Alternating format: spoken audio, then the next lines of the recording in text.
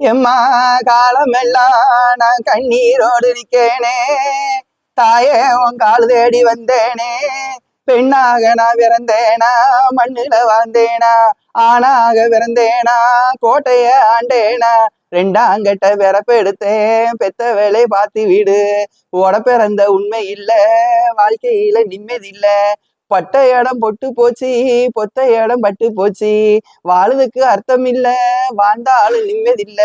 குடிச்ச கஞ்சி கோட்டையில கூட்டுக்குள்ள போய் சேரவில்லை. பிச்சை கேட்டு போனேனே, பிச்சையும் போடவில்லை. நாதியத்து வந்திருக்கேன், நான் உன் மகளாக நின்று இருக்கேன். வாழ்க்கை ஒண்ணு சொல்லி போடு, இல்லைன்னா கணக்க முடிச்சு போடு. பிச்சை கேட்டு வந்திருக்க, மன நோய் இல்லை, மன துன்பம் இல்லை, ஆனா உன் உடம்புல நோய். ஏன்னா உனக்கு ஆதரவு இல்லை. உன்னை நம்ப வச்சு துரோகம் பண்ணிட்டான் கூட பிறந்தவன். பெத்தவளை கைவிட்டுட்டான். இன்னைக்கு நீ வாழ வழி தெரியாம எங்க போவன்னு தெரியாம பெத்தவளோட கண்ணீர் வடிச்சு நிக்கிற.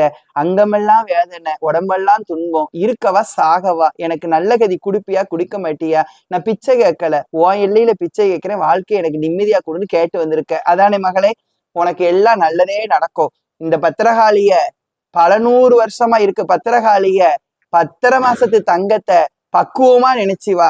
போற இடமெல்லாம் செல்வாக்கு தாரேன். மஞ்சளை நெத்தியில பூசிவா. நினைச்சதெல்லாம் நடத்தி தாரேன். ஒருத்தன் இல்லாம எல்லாம் உன்னை ஒதுக்கி வச்சான்.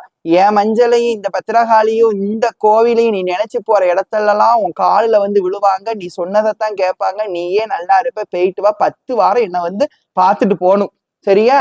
கவலைப்படாத, போ.